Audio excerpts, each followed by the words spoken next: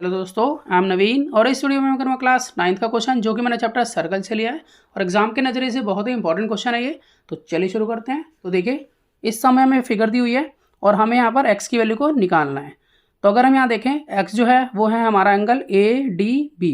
इसके अलावा दो एंगल और गिवन है हमें, जिसमें कि हमें दिया हुआ है एंगल CAO जो कि 20 डिग्री है और दूसरा एंगल हमें जो दिया हुआ है वो है CBO जो कि 30 डिग्री है।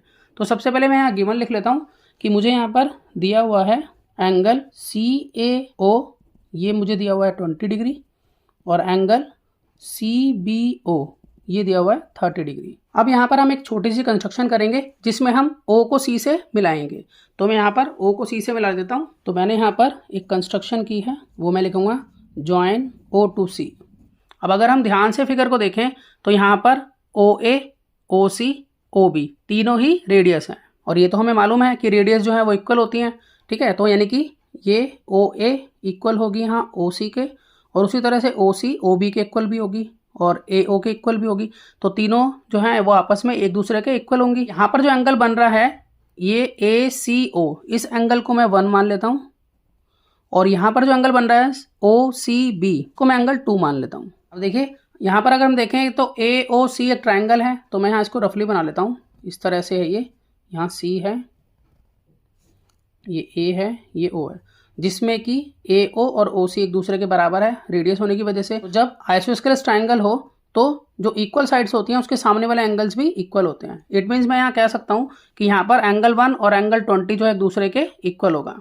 इट मीन्स यहाँ पर एंगल 1 20 डिग्री के इक्वल होगा क्योंकि दोनों एंगल एक दूसरे के इक्वल होंगे। तो मैं यहाँ लिख लेता हूँ कि यहाँ पर एंगल 1 इक्वल है 20 डिग्री के और इसका रीज़न हम लिखेंगे angle opposite to equal sides are equal. ठीक उसी तरीके से हम ये कह सकते हैं कि इस तरफ यहाँ पर है C, ये है O, ये है B, तो यहाँ पर OC और OB ये भी एक दूसरे के इक्वल होंगे, तो इसलिए ये दोनों एंगल भी यहाँ बराबर रहेंगे। यानी कि एंगल 2 जो है वो 30 डिग्री के इक्वल होगा, ठीक है। जिस तरह से एंगल 1 20 डिग्री के इक्वल था उसी तरह से एंगल 2 30 डिग्री के इक्वल होगा, क्योंकि यहाँ पर ये दोनों साइड इक्वल हैं तो उनके सामने वाले एंगल्स बराबर होंगे। तो मैं यहाँ पर लिख लेता हूँ कि यहाँ पर एंगल 2 30 डिग्री के इक्वल होगा और यहाँ पर सेम अबव, यही रीज़न यहाँ लिखा जाएगा। एंगल 1 हमें पता चल गया, 2 भी पता चल गया, तो हम यहाँ पर एंगल C निकाल सकते हैं। तो एंगल C जो है वो एंगल 1 प्लस एंगल 2 को मिलकर बन रहा है। देखिए यहाँ पर ये एंगल C है, ये पूरा एंगल 1 और 2 को मिलकर बन रहा है, तो इसलिए मैं यहाँ लिख सकता हूँ कि एंगल C इक्वल टू ये 1 जो है वो 20 डिग्री के इक्वल है और 2 30 डिग्री के इक्वल है। तो इस तरह से एंगल C हो जाता है 50 डिग्री।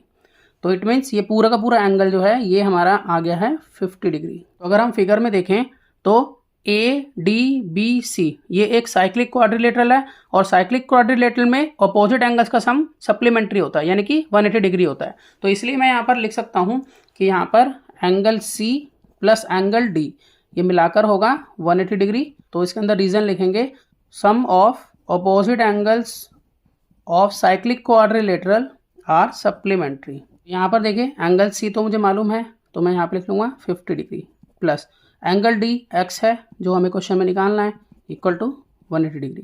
तो x निकालने के लिए हम 180 डिग्री में से 50 डिग्री को लेस कर देंगे, तो यहाँ पर x आ जाता है इस तरह से लेस करके 130 डिग्री। तो मैं आशा करता हूँ आपको सम समझ में आया होगा। इसी तरह के बहुत से सम्स क्लास 9 के लिए पहले से अपलोड हैं, आप उन्हें देख सकते हैं। तो मिलते हैं नेक्स्ट वीडियो में और नए सम के साथ, तब तक के लिए गुड बाय।